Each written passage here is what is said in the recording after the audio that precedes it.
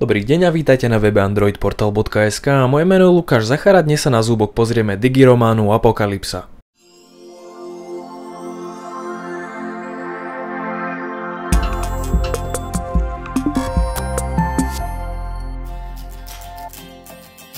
Apokalypsa je prvý slovenský digiromán, ktorý bol predstavený ešte pred mesiacom. Ako už názov napovedá, ide o digitálny román, ktorý prináša výdobytky 21. storočia a smartfónov do elektronických kníh. Ak by som mal digiromán opísať, povedal by som o ňom, že ide o spojenie knihy, filmu a hry, ktoré aspoň zatiaľ nemá obdoby. Ako som už spomenul v písanej recenzii, fanúšikom elektronických kníh teda rozhodne nie som, a teda preferujem hardwareovú knihu, v ktorej si môžem otočiť stránku a cítiť vôňu samotnej knihy. Pre mňa je to taký 4D zážitok, ktorý mi k čítaniu kníh bez pochyby patrí. S myšlienkou spáchať takéto spojenie knihy, filmu a hry prišiel Ikar a vďaka šikovným vývojárom z iNeed sa román stal skutočnosťou. V tomto videu nechcem príbeh vôbec rozoberať, keďže by ste si o tom mali prečítať sami. Čo je však zaujímavé je samotná aplikácia, ktorá nám okrem textu prináša niekoľko vylepšení. V prvom rade si aplikáciu stiahnite z Google Play, je tam úplne zadarmo, na výber sú dokonca dve verzie, jedna slovenská a druhá česká. Ikar sprístupnil prvé dve epizódy úplne zadarmo, čím nás veľmi milo prekvapil, keďže skutočne každý môže vyskúšať, aké to je prečítať si digitálny román.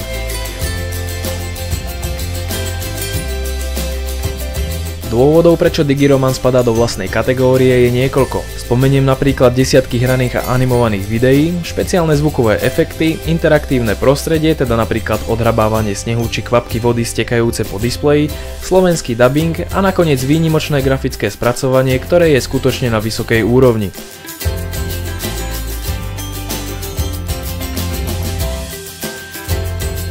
Veľa ľudí je skeptických. To, koľko ľudí som už stretol alebo čítal, ako kritizujú každú jednu snahu, ktorá sa snaží priniesť niečo nové, nejdem radšej ani spomínať. Prirovnať by sa to dalo k revolúcii v podobe elektronických kníh. Musím sa však priznať, skeptický som bol aj ja, predsa len o takomto spojení som počul prvýkrát a vedel som, že ak by to malo fungovať, muselo by to byť na vysokej úrovni. Hneď po prvých screenshotoch, ktoré nám dorazili z Ikaru, som digiromán okamžite chcel vyskúšať. Spracovanie vyzeralo výborne, čo sa pri našom beta teste nakoniec aj potvrdilo.